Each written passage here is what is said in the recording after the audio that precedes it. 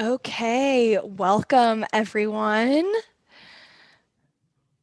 Hello everybody, and on behalf of the Learnit team, we are so excited to see you all here today. I actually have seen quite a few familiar faces sign on, which is great. And if you are new here, welcome.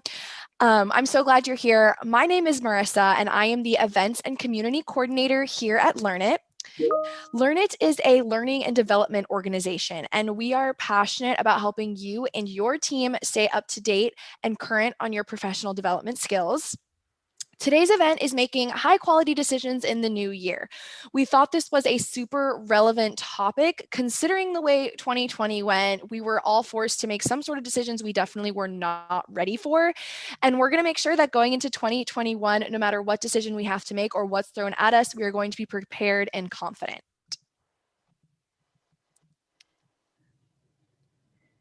So you're probably wondering, how do these events work? These are weekly community events. We do them every single Friday and on the occasional Wednesday, and they usually last about 50 to 55 minutes. We're doing a monthly theme for the month of January, and it is all about self-leadership. We wanted to do something for the new year, but we wanted to kind of shy away from the New Year's resolutions, and we wanted to get people inspired and find their inner leader moving into the new year. These are always led by subject matter experts and guest speakers. And we usually have a nonprofit partner that we donate any of the proceeds to. A little bit of housekeeping things to get out of the way. If you have any questions, you can put them in the chat. I will be watching the chat throughout the session. So if you have any questions, I'll check them out in there, and I'll stop David throughout the session and ask them for you.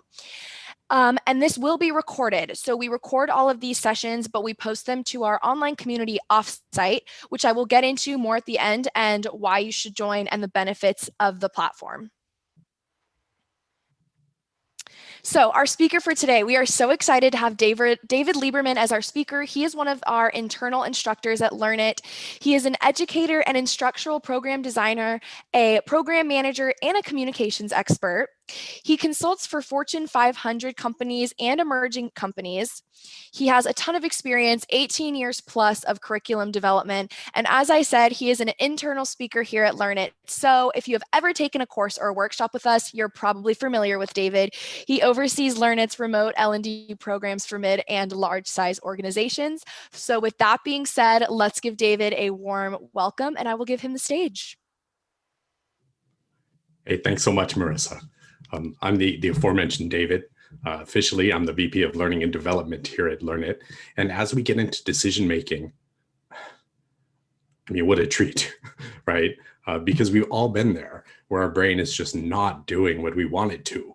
Sometimes we're like, brain, think, and the brain's not going, right? So here at Learnit, what we really, our jam, as it were, is to look into the science of things, the jury journal research and psychology behind how we think. And so that we get a really good understanding of what's really going on here. And then we say, okay, well, how do we work with that, right? What do we do to make something really happen, right? Basically what we do is we put skills into place, and then you can practice those skills to make them happen. What's really important for us is that the skills are real world skills. there's only 19 steps to effective decision making. Like that's not a thing. You know what I mean? And so today, as we climb in, we will climb into things that have a couple of steps here and there. You might consider grabbing something to write with. A really fascinating piece of research shows that we have insights all the time. When they hook up EEGs, they actually see the insight. It shows up as a pop, like an electrical pop. You know how it feels like a pop, right? And then the researchers ask people an hour later, oh, what was that insight you had? And half gone, right? Except if you write it down, it stays 3 to 4 times longer, which is awesome. And then the most useful thing that you can do is get something in your calendar about that. All right, that makes it stay statistically the second longest. If you're looking to go all the way, you're that A+ gold star kind of student, what you might consider doing is setting yourself an appointment to talk to somebody about this stuff, like a peer. For whatever reason, if we know we're going to have a conversation, that insight that we had stays about 10 times longer there, right? And so if you're going to have a conversation about it, we might as well start here with a quote. One of the rules around public speaking is if you're going to quote a political figure, make sure it's at least from 50 years ago, right? So nobody gets all inflamed about it. And so somebody who's safe for us now is JFK, right? Who said, we often start and enjoy the comfort of opinion without the discomfort of thought, which is a pretty cool way to look at it, isn't it? Okay, great. Let's start here. You might consider a difficult decision that you have coming up in your life, right? It doesn't have to be anything super crazy. Like sometimes it's difficult for me to decide if I'm going to have eggs or donuts for breakfast, right? It's a difficult decision. And let's think about this. This is Ruth Chang. Ruth Chang is a lawyer. She is the daughter of immigrants who were probably all very, very excited about her going to law school and making it. Except Ruth decided that, hey, I'd prefer to become a philosopher, right? Of course, she went and talked to her parents about that, and her parents, let's say they weren't happy. That's probably a good way to say it, that they weren't happy. And so Ruth had this incredibly difficult decision that she's wrestling with. You've got family on one side and pride and all this other good stuff and financial security, right? She was fairly successful. And then on this other side, she's got, the thing that she loves. And because she's looking at becoming a philosopher, this was the first big breakthrough that she had and made a fairly big impact. You might go check her out. She has TED Talks and that sort of thing. Here's what she came up with. There was this insight about the way hard decisions work for us and what makes them hard, right? And the thing is that, often we kind of look at it and we think this decision's hard and I can't make a decision because I'm just not, I just can't do it. And Ruth says it's not because you're too dumb to know what's right. It's that both things have really good things going for them, don't they? Right? And so when we apply our normal decision-making process to that, and normally what we're trying to do is say well, I could get $100,000 or $80,000. And we can measure, and it's a pretty easy decision. Or I'd have to work this much, or I'd be this happy versus this happy. When you're measuring apples to apples, then it's not such a big deal, right? On the other hand, if what you're measuring is not empirically, if you can't count it, basically, it starts becoming really hard, right? So for example, hey, in the chat really quick, play along with me. What's more important, honesty or happiness?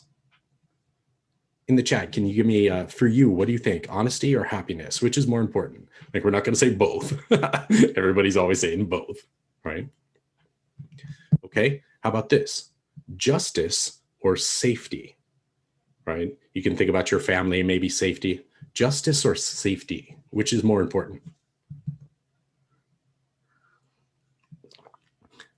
Okay, how about happiness or love? Which is more important there? Right, and we could probably have a pretty big discussion for the whole rest of this webinar all about this, right? And when we have our in-person or group workshops, we do. Here's the thing. It's pretty hard to weight love against happiness or any of those because we can't count it, right? And so The methodology here and the one that spurned Ruth into saying, no more lawyer for me, now I'm a philosopher who gives TED Talks, right, was, okay, well, what kind of person do I want to be, right? She says that what you really need here is a reason to pick one thing over the other.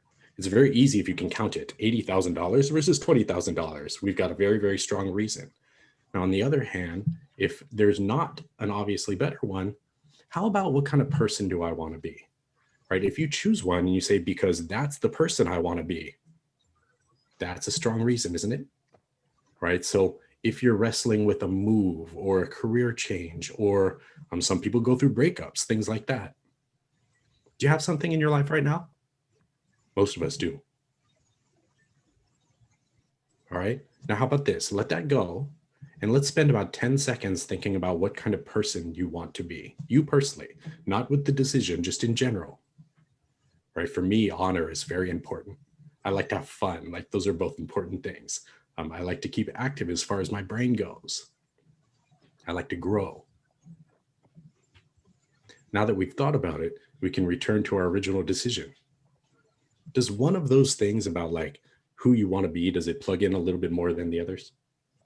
It's pretty neat, isn't it? It's pretty neat. All right, great. Any questions popping up in the chat? Doesn't look like it. Let's do this. Let's take 10 seconds to think about the next time I have a hard decision popping up where there is no clear way to measure it, then maybe what we'll do is say, well, what kind of person do I want to be, and lean into it that way. You know, this morning we're going to have 3 decision-making techniques really pretty quickly. Right? And so this is the first one. Great. Here, let's lean into the second. And it's always fun to lean in with Calvin and Hobbes. You guys see the screen here? For those of you who are cruising around in your cars and listening to the webinar, Calvin and Hobbes are walking along. And Calvin says to the tiger, he says, hey, if you could wish for anything, what would it be? And he says, a big sunny field to be in. Calvin says, that's so stupid. A stupid field, you've got that right now. Or think big, think about riches, power. You pretend you could have anything. And of course, Hobbes is asleep in the big sunny field with a big smile on his face. And Calvin says, actually, it's hard to argue with somebody who looks so happy. Right. And so the message here is pretty clear. And you can almost never go wrong with Calvin Hobbes. I got lucky enough one time there's a cartoon museum in San Francisco where I live. And we got to see the original Calvin and Hobbes drawings. They're big. They're all like this big. Right. And I got to see this one, which is one of my favorites. If we think about how this plugs into decision making, right, what we're really looking at is somebody who's happy with what they have right now and somebody who's looking at all the different options, right? Here are the 2 types, and we can look at what type you think that you are as we come up. What we're talking about is what in the literature is called a satisficer. A satisficer, basically, as soon as they find the option that meets their requirements, they're done. They're satisfied, right? This is me. And by the way, I'm pretty picky about some things too. So it doesn't mean we're easily satisfied. It means when we find what makes us happy, we're like, done, I found it, let's go, right? I go shopping. I like clothes shopping, right? Here's how I clothes shop. And I'm either out or I find something and I'm done and I buy it and there we go, right? Now, my wife is a maximizer. She's like, hold on, we didn't look at everything. You know what I mean? Maximizers want to make a perfect decision, right? They continue looking even after they find something that's really good, right? They're like, okay, that might work, and let's keep looking, right? Often they're saying, hey, let's make sure that we're being smart, whatever that means, right? And they'll continue looking that they're satisfied that they've explored all the options. Hey, in the chat really quick, can you give me an S or an M? Which one do you think you are? Are you an S? Are you an M? Right? Of course, there's downsides for both. Satisficers sometimes don't make the best choice. Right? For example, when I'm interviewing people for roles, when I find somebody I like, I'm like, them, let's move. I got them. Good. Right? And the next person down the line, who knows who that could have been? You always hear you're supposed to get bids from at least 3 contractors. If I get a good feeling from the first contractor, I'm ready to go. My wife is like, hold on, David, let's get 3, right? What's the downside of being a maximizer? in the chat? Any ideas? We've got a lot of M's. What are the downsides there? Analysis paralysis, right? What a cool phrase, isn't it? All right, good. So here's the thing. There is a methodology designed by the Foundation for Therapy and Critical Thinking and Cognitive Behavioral Therapy. That's a mouthful. I'm sure they've got a nice acronym for it. And here's how it goes. If you find that you are sometimes hampered by your satisficer tendencies or your maximizer tendencies, right? It takes you forever to make a decision or you never make one. The way to make through it is to set that criteria for your decision in advance, right? So what that means is I'll make the call once I have this and this and this, or I'll make the call once I have this satisfied and this satisfied and this satisfied. Let's take a second to think about a decision that you might have to make at work coming up. It doesn't have to be anything crazy, right? It could be choosing between two projects. It could be between working on something with a certain person or working with a different certain person. Do you have something? All right, so what criteria do you have to have satisfied before you make that choice?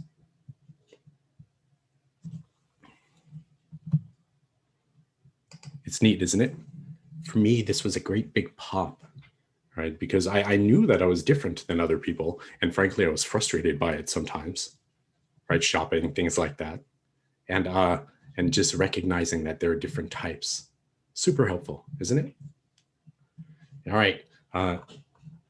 So far we've got two decision-making methodologies. One is designed specifically for like, I don't know, both of these sound good. And it's such a overwhelming thing.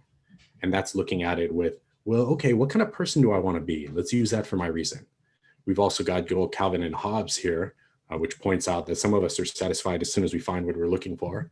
And other of us just keep looking. We both suffer. And the idea there is to ahead of time set, here are the parameters in which I will make a decision.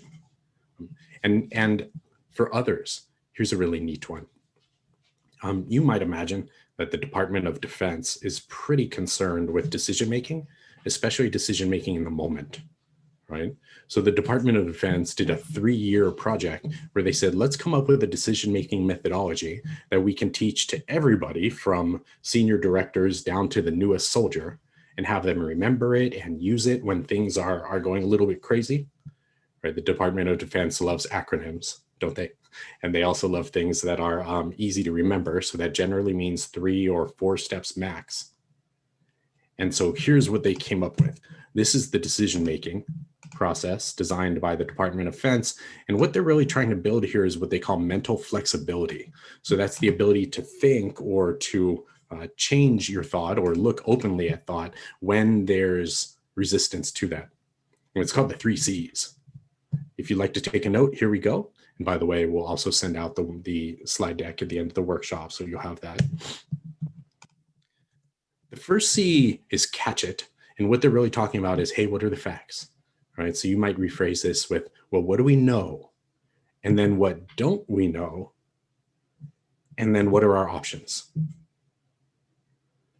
Right? So for example, if you are making a decision at work or trying to decide if now is a good time to refinance or buying a car or any of that business, what ends up happening is our brain goes a little bit crazy trying to think all by itself, right? Most of our thought doesn't happen in the prefrontal cortex. Most of our thought happens in the rest of the cortex. You know, when you just have an amazing idea, bam, and it just pops out, right? So when your brain feels busy, like there's buzz going around up there, that's generally what's going on.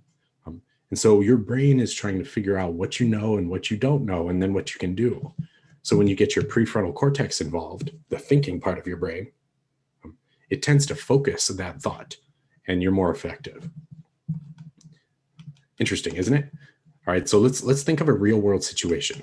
Right? It could be anything really. It could be what you'll do on the weekend.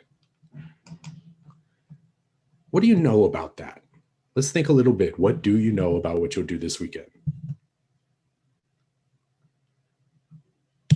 What do you not know?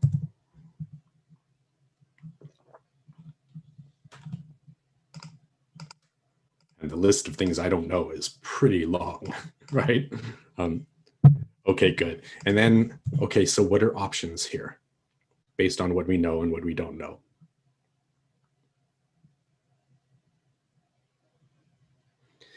A little bit ago, we talked about the idea to make something stick. The best way is to meet somebody and talk about it. What you might consider doing is picking one of these three decision-making methodologies and having a conversation with them about it. You know, here's what I learned. What do you think? Maybe come to a decision together. Pretty cool, right? And if we're talking about making high quality decisions, you know, one of the things that we have to recognize when we're getting to making a high quality decision is that our brain does think all by itself all the time, doesn't it? Right? Sometimes you're so proud of the idea that your brain came up with all by itself, and sometimes not so proud. Nowadays, we've got popular thought around the idea of cognitive biases, right? Cognitive biases are basically where your brain tells you something's true. It's like, this is true. And often it's not true at all, right? For example, there's a very common bias called the outgroup homogeneity bias, where basically everyone who's not us or in our group, that they're pretty much the same, right? People say, oh, in India, it's like this. And India is massive, right? There's so many different cultures there. In this company, it's like this, men are like that, women are like that kind of business, right? Our brain is just playing a trick on us.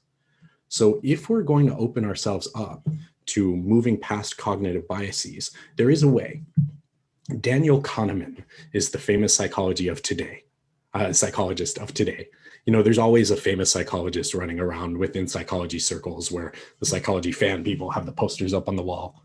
You know, Freud was probably the first one, and then Jung stepped in. You had B.F. Skinner talking about, like, look, if you're afraid to leave the house, we don't need to talk about your mother. Let's just leave the house a little bit more every day. And today it's Daniel Kahneman who pioneered with his partner this idea of cognitive biases. He also, thank you so much, Daniel Kahneman, came along and said, look, here's how you get past them. And it works. Right? The very first step is recognizing that our brain even does that, right? That, hey, that's happening, that thing right there. You know, the second step is recognizing that that's not helpful for us. And then the third step there is putting a step-by-step structure into place, right? We already have a couple of step-by-step structures, don't we? Right? If you realize that you make decisions too fast, you're like, oh, dang, I totally do that. And that doesn't always serve me. And now here's my step-by-step structure into place. Either way, I think what we're getting to here is the idea that making a high quality decision means you have to be open to being wrong, doesn't it? Right. And it's not like many of us are there. Here, real quick in the chat, you know, generally we find that the audience that shows up for these is not always a standard representation of the general public, right? And so, you know, real quick, if you'd rate yourself as more open-minded than average, can you give me a yes or a no? In the chat, I'm more open-minded than average. Right? David, you know, I actually think we have a quick question. What's going on, Marissa?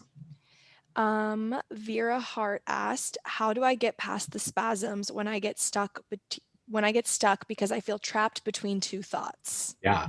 So one of the open or interesting things that we'll address in a little bit is the neuropsych of what's actually going on with that, and some cool tips. So hang on there, Vera, for a second. We'll get you. Okay, let's see what we've got here. More open-minded than average. Yes, yes, yes, yes, yes, yes, yes, yes, yes, yes, yes, yes, yes, yes, yes, yes, yes. Yes, yes, yes, yes, yes, yes, yes. There's a no. Okay. Yes, yes, yes, yes, yes, yes, yes, yes. You know what? We are right in line with the national statistics. This is a study that was published in the Journal of Cognition and Work, which sounds like an interesting journal to read. 95% of people say they're more open-minded than average. 95% more than average. The numbers don't really work out, right?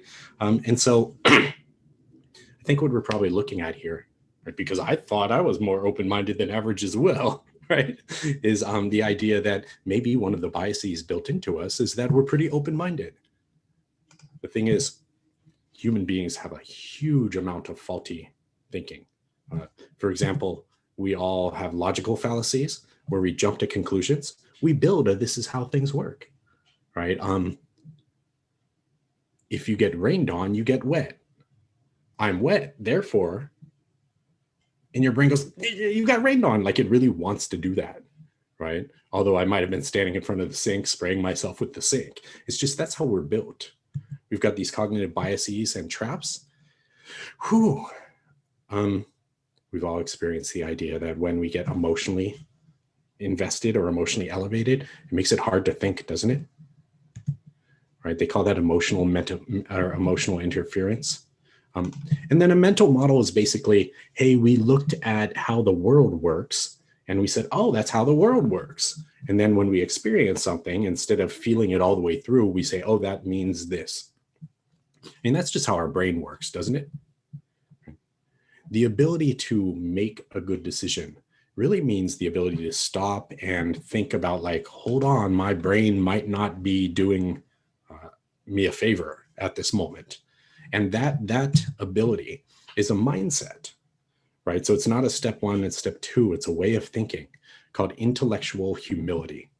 If you want to look up something neat on the internet and fall into a Wikipedia hole, intellectual humility is a really, really hot thing going on right now.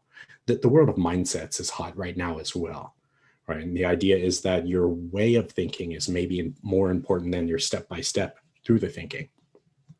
Here's what emotional or intellectual humility really is. Ready? Here, check it out. It's the result of the belief that human thinking is often biased or erred, right? Really what it is, it's a result of your belief that all people are wrong a lot, like all the time. Right? You know people who are really smart, yeah? Are they wrong a lot? Totally, right? Are you wrong a lot all the dang time? Totally. How about people who are very smooth and intellectually and emotionally advanced? You know, that person who you're like, oh, they're so good at that. Are they wrong all the time? We're all wrong all the time. And so what that really means is, man, we judge ourselves on being wrong so often, don't we? Right? I'm wrong, that means I'm dumb. I'm wrong, that means I'm not good. And it's not any of that. Being wrong just means that you're human. It just means that you're human. And so in a little bit, I will give you guys a test that you can go take after the workshop. It takes about 5 minutes and adds to the research of intellectual humility, which ranks you. Like, how open are you? By the way, what you might consider doing is not trying to outsmart the test, right? I mean, if you stop and think about it, you'll be able to tell which answers that they're looking for and then pick. It's a quick and dirty kind of thing through it. And what we're going to introduce here is a practice that's been shown to affect the intellectual humility scores, right? So if you want to try something, you want to get all sciencey about it, what you might do is take the test and then do this practice and then go take the test again. I found, I was like, I'm of course more open than everyone else, and well, at least more than average. I got like 40%, right? I did the exercise that we came to and took it again and got to 65%. And I was like, so proud of myself. All right, here's the exercise. Ready? By the way, the studies show that out of the exercises that have been studied, this is the number one. This is the number one way to open yourself up to being wrong. Basically, what you do is you pick something that you believe to be true, right? Especially something that you believe strongly in, right? So for example, I believe very strongly that learning works best when you have a step-by-step structure to apply right away, right? That's something I believe very strongly in. So I feel like I'm pretty clear on that, right? And I just said it out loud, so I verbalized it. And now, hold on a minute, here's the exercise. How would I argue the other side? And what that doesn't mean is how would other people argue the other side. It doesn't mean what are the arguments for the other side. It means how you, David Lieberman, if you had to, how would you argue the other side? And so now I'm like, well, I mean, maybe learning step by step is faster And learning through experience and thoughts and watching other people do things and like developing a mindset and then slowly coming to a place on your own, maybe that's more powerful. Oh man, I'm blowing my own mind here. Hold on a minute. The thing is that now that I've stopped and thought about it, I'm clinically more open to being wrong. It's cool, isn't it? Right? Okay, great. So I'm going to put a link into the chat right now, and we'll send it out again later. All right, so you might go try out that test. It does take about 5 minutes, so you might try out that test later. Marissa, have there been any questions popping in? Yes, actually, this one you kind of answered, but maybe you have some more tips on this one. Fantastic. Elena asked, what if the good choice for myself now could turn into a bad choice later? Yeah, right.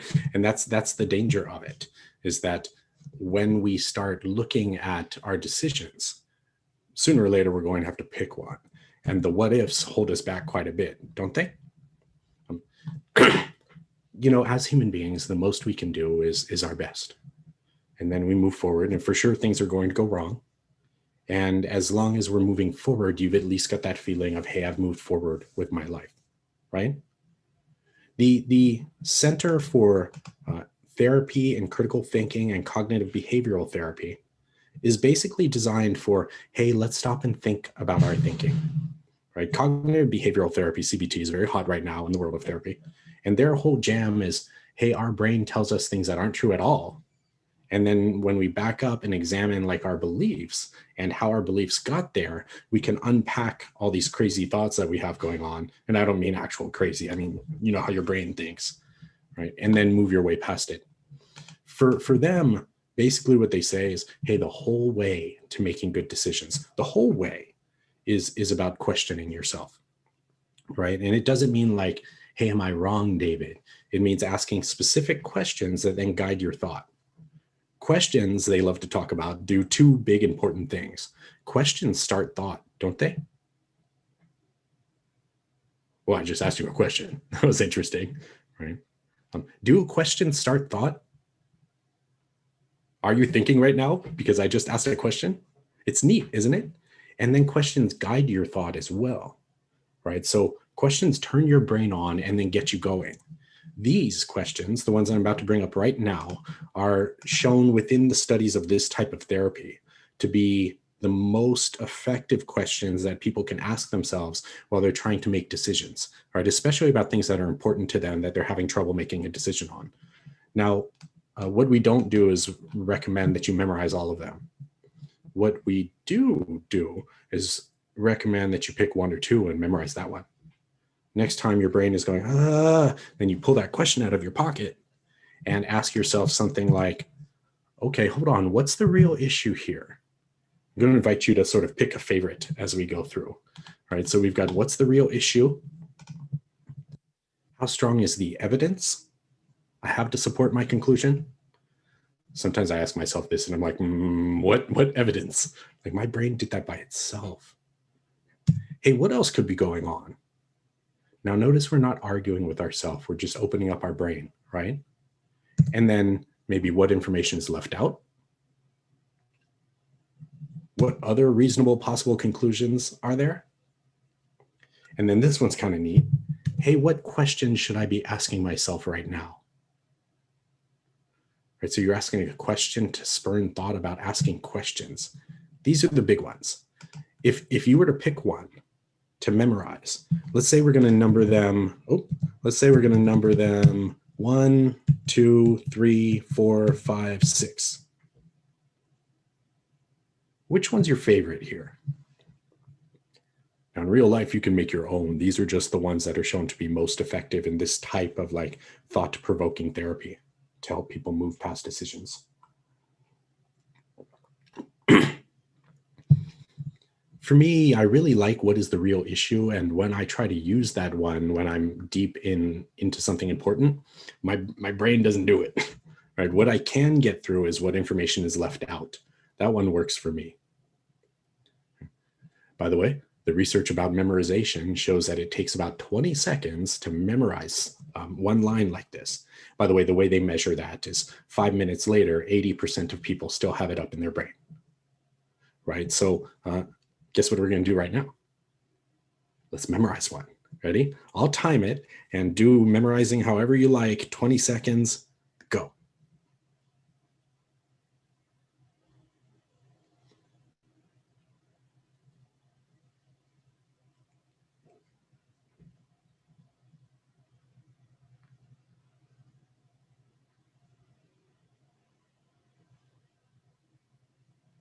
And 20. And 20 feels like a long time sometimes, doesn't it? All right, so we'll do something fancy here. Set alarm for 5 minutes from now. Doesn't it feel so like the future? We can talk to our phones. We'll pop up in 5 minutes and see if it's still up there with you. Here's the thing. There is another technique that you can use within those questions, because it's hard to be asking yourself questions or make your brain make a decision if your brain isn't even working. And when we get emotional, our brain doesn't work, doesn't it? Right? Have you experienced that? Like, it actually gets hard to think when you're in an emotional state. You know what's going on is that, like, you can't think. What's actually happening here? This is a picture of your brain. Yeah. In above the brainstem is an area that's made up of 5 or 6 different brain areas. People argue that's why it's 5 or 6. And most of our emotions happen there. It's officially called the limbic system. For example, the thalamus is in the limbic system, and most of the emotions that we have, like happiness or sadness or jealousy, right, that all pops out of the thalamus. You can tell somebody's in their thalamus because they look at it. While our brain is working, we look at the parts of our brain that we're using, right? If we're imagining in our prefrontal cortex, we go, right? When we're feeling happy or sad, you go, it's sort of like a downward aim towards the thalamus. Pretty cool, right? Well, here's the thing. If you've heard like, hey, we don't use all of our brain, that's total BS. We use almost all of our brain, just not at the same time, right? If you use your whole brain lights up, and generally you know, people fall down at that point. And so what's going on when we're rolling deep in emotions is most of the blood and electrical connectivity is centered there in the limbic system. Now, because the limbic system is much closer in our brain to our sensory areas and to the brain stem, we have emotions before we ever think, right? If you've ever felt guilty about like, David, why don't you think when you're feeling emotional? It's because that's not how our brain works. The physiology of it is that we have emotions before we think. It radiates out from our sensory areas in our brain, right? And so what we're trying to do really, if we're trying to think, if we're trying to ask ourselves questions, is to get that prefrontal cortex working. If you get the chance to take an emotional intelligence workshop from a reputable institution, then wow, most of emotional intelligence isn't about like holding down your emotions or controlling your emotions. Here's how you can control your emotions. You can't. You have emotions, you don't control them, right? Emotional intelligence really is about getting your brain working. And so if what we're trying to do is make decisions, it's about getting your prefrontal cortex going while you're having this emotional interference, yeah? And here's the way through it. What we're doing is basically activating that prefrontal cortex. The difference, by the way, between managing emotions and suppressing emotions is just acknowledging the emotion. You know, when you're like, ooh, I'm feeling a good amount of fear right there. That's managing that emotion. If you're like, I'm pushing that down. You know what's interesting? When you suppress an emotion, the limbic system lights up more. Like there's more arousal there. So if it ever felt like it made it worse when you tried to not look at it, that's because it makes it worse. Right? The way through it, apparently, at least the way that's most effective in the studies when they develop techniques and then measure the technique, is recognizing the emotion when we've got emotion blocking clear thought, is recognizing it with a word, right? They think this works for a couple of reasons. One, the language centers of our brain are the easiest things to get going when another part of your brain is very busy. Right? They think that the language centers were the first like higher evolved parts of our brain. And so what we're doing here is labeling the experience. right? So if I'm feeling worried, or if I'm feeling abandoned, or if I'm feeling fear, or if I'm feeling whatever, I say, oh, what am I feeling here? What am I feeling why I can't make this decision? I'm feeling frustration. I'm feeling fear. I'm feeling whatever you're feeling. You don't have to argue with yourself about whether or not that's emotions, right? That gets your brain going. And then here's the second step. It's only 2 steps towards getting your brain going so you can make a decision. The second step is to ask that question that you memorized. By the way, it's 5 minutes. Do you still have the question memorized? Give me a yes in the chat if you remember your question. Right, you've been putting a lot more into your brain in the last 5 minutes too, so this is probably not a normal 5 minutes here. Awesome. So we'll remember that the questions were these.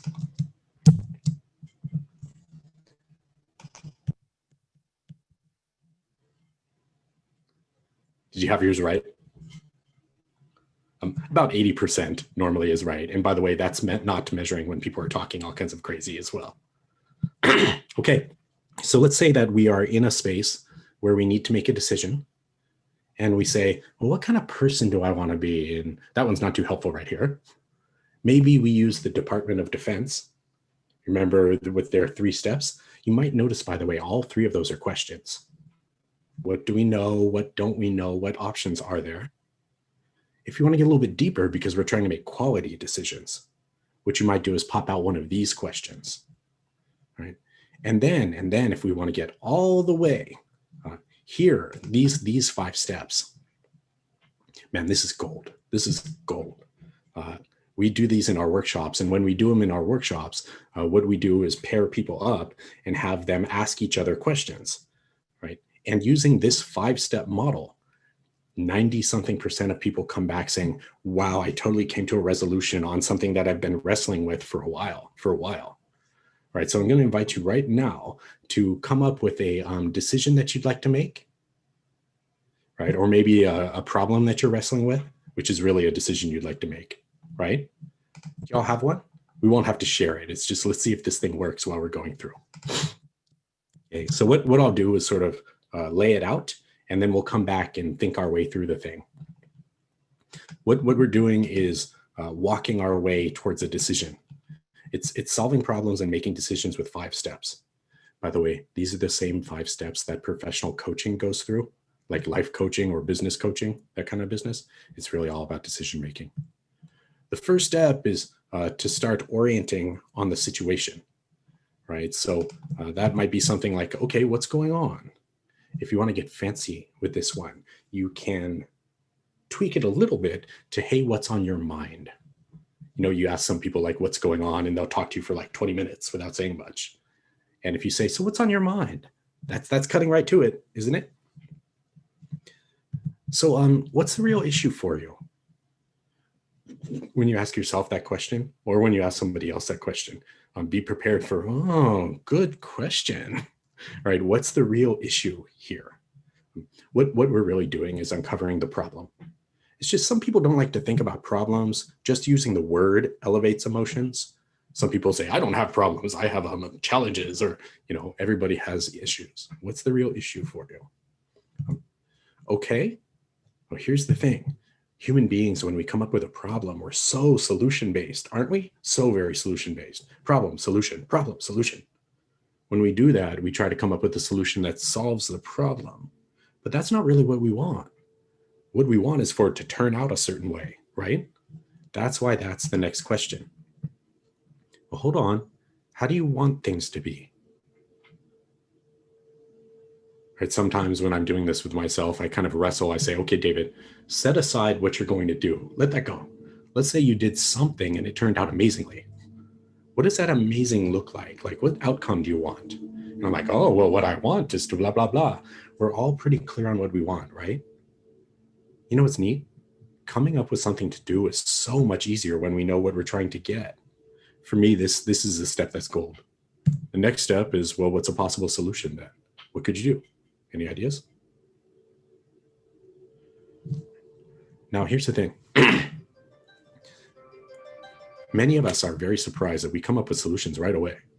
There's not really any shortage to like good ideas. There's no shortage of human ingenuity. We have genius moments all the time. There's a huge shortage of actually doing something, right? Right? That's why it's step 5. Step 5 is like, okay, when? And you're like, oh, maybe next week. Mm-mm. When next week? Well, how about Monday? Okay, when on Monday? Right? When we can get something to a specific time, that's the second most highly correlated thing with actually getting something done. Right? Number 1 is you're meeting with somebody to talk about it later. It builds some accountability there. Right? Is this a step-by-step methodology you could use with your team when making a decision? Totally. Right? Let's back it up. All right. So you had a decision that you'd like to make, or maybe a problem that you're wrestling with. Yeah. In your head, I'll walk you through it, and then you can just answer in your head. Yeah. All right. So what's on your mind?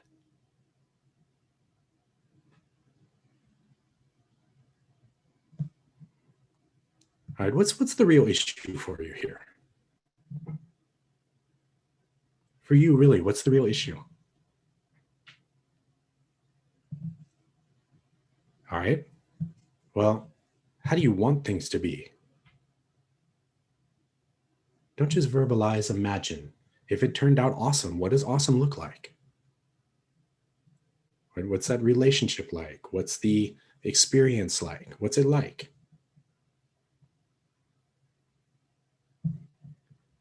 Any ideas how to get there? Let's come up with one action. What's one thing you could do?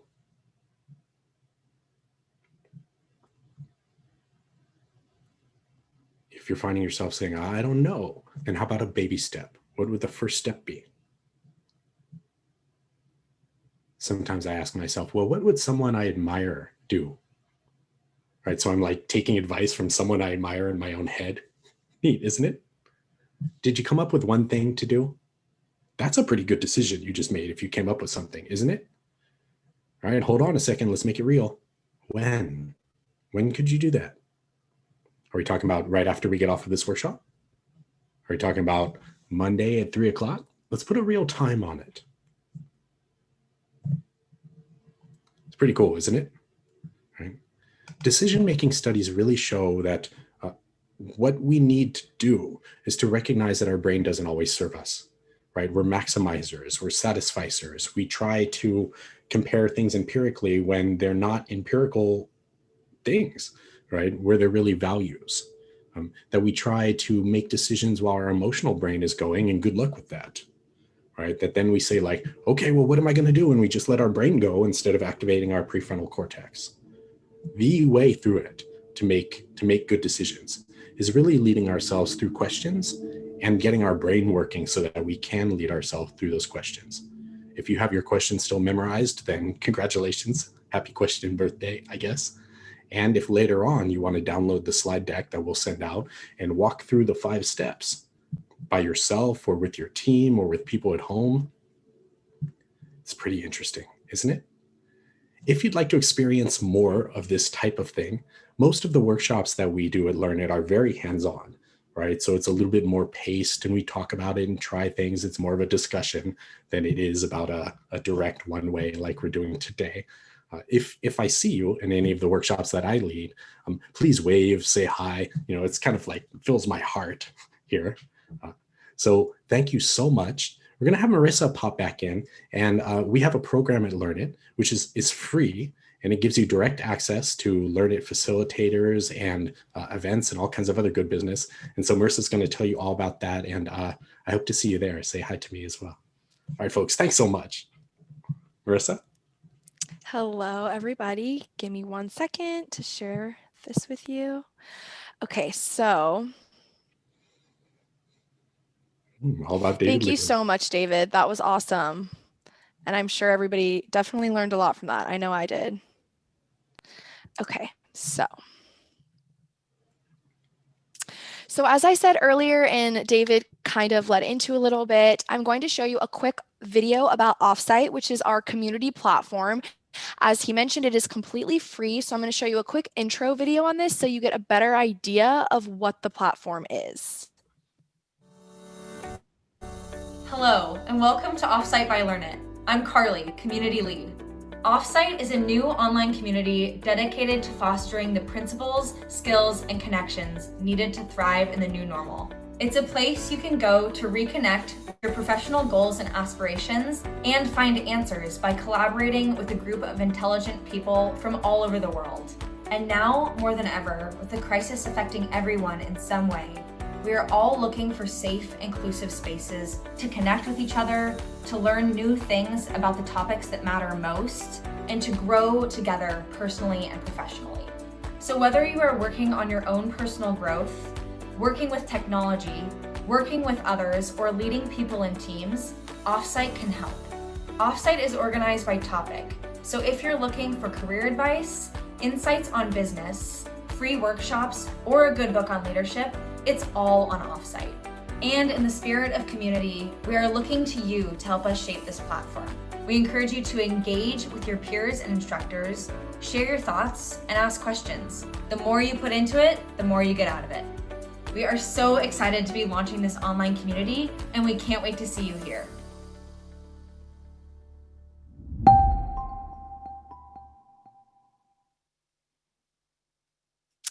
So as Carly kind of mentioned in the video, there's definitely a lot of benefits to Offsite.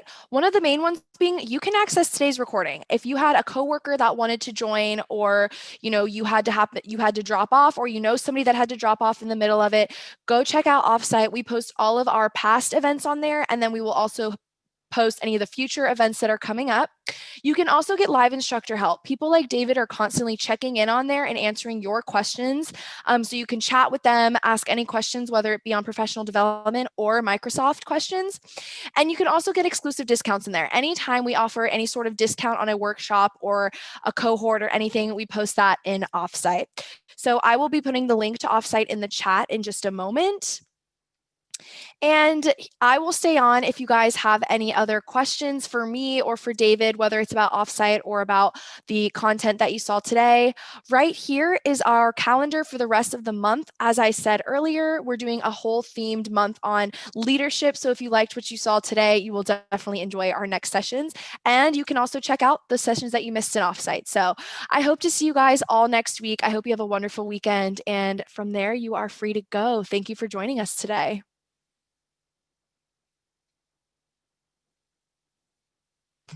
Marissa, it looks like we've already got a couple of questions here in awesome. the chat. And if you have a question about content from today or about Learnit, we're happy to tell you how Learnit works and how we can come work with your organization as well. Then you can say, I have a question in the chat. Rhonda started and asked, well, how can you set times for actions you haven't done before? And then you're unsure of realistic time